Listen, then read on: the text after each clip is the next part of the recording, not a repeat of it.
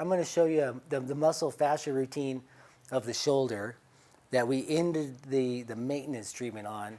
And I did this basically to every patient for 4 years. And so what you do is you put them in front of a mirror so they can see their range of motion of their shoulders. Whether they know it or not, the range of motion is probably limited. And so I'm going to ask him to raise his arm out, and he would be looking at this in the mirror and seeing what happens. There's a couple things. I'm looking, does this raise? He's forward. His arm is forward. He can't come back. And I'm watching for this. And so if you imagine, like if he had a jumpsuit on or a really tight shirt, if he raised it up, and if there's limited here, or if he's like this when he goes up, what line of fascial tissue is keeping it from coming straight? And that is what you loosen. And so if it's forward, it's probably pec, maybe serratus anterior. If he's bending his elbow, it's the bicep. If he raises it up, now watch his head. If he raises it up and his head translates over, that's the brachial plexus doing that. That is not in this, but if that's happening, because it is on him, his brachial plexus is adhered, maybe like in the neck there. And so we're going to go through the routine. It's a real quick routine. It takes 10 minutes to do both shoulders. Put them in front of the mirror so they can see themselves getting better. And we're just going to use the muscle stick for most of it. So I'm going to have him hold that up. This is going to activate the top and relax the bottom through reciprocal inhibition. And I'm going to just roll out the lat. And just get a standard muscle stick. And while I'm here, I'm just going to roll out the tricep. And I'm getting the side and the back. And I'm not doing this. That's not it. Look at its little pulses on the tension. Right? Roll that out. And then I put it down, and then we recheck. And he raises it up. And is it better, worse, the same? Actually, it's a little better. Come back down. Most people are going to be like this. So I'm going to hit his bicep. I just turn it over and get his bicep. So we did lats, we did triceps, we did bicep, and I kind of dug into the back here a little bit with the muscle stick. And the big change on Jonathan is going to be the pec, right? Because he is forward. A little bit of delt, muscle stick out the trap.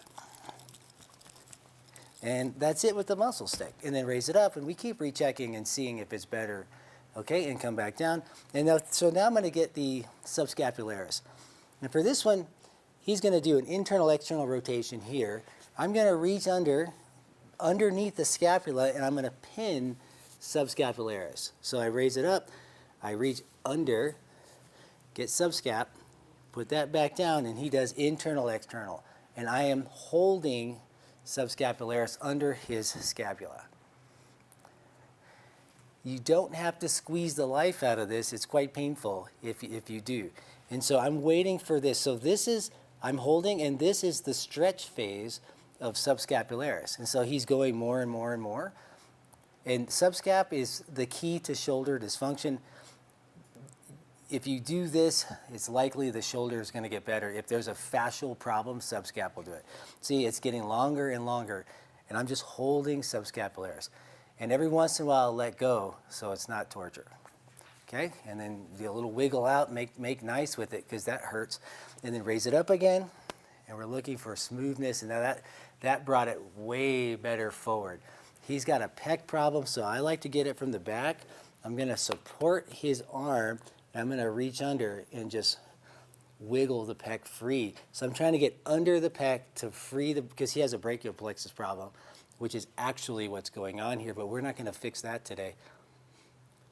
I'm lifting the pec with my thumb. You can also just waggle it out. See, that's just his problem, actually, the pec. And I'm not doing this hard. I'm reading his body. If the pec responds by flexing against me, it's too much. Okay, raise it up again. That's way better. And then we're going to get serratus. So, because anybody whose shoulder is forward, it's pec and serratus, and that's the one thing that's left. So lay on this side.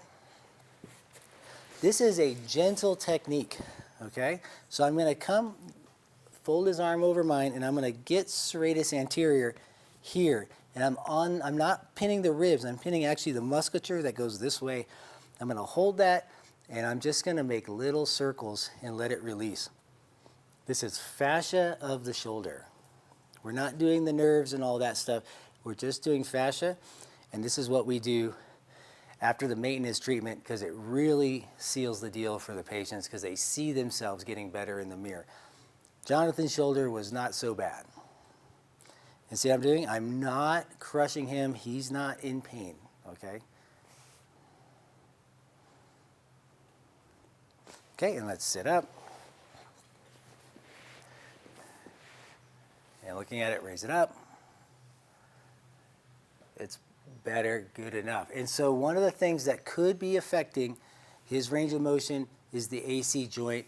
And because it's so easy and so fast, I'm going to reset the AC joint. And this is within the scope of practice of a massage therapist because I'm going to be just holding, he's adding the motion. So I'm going to ask him to place his hand on his hip. I'm going to thread underneath.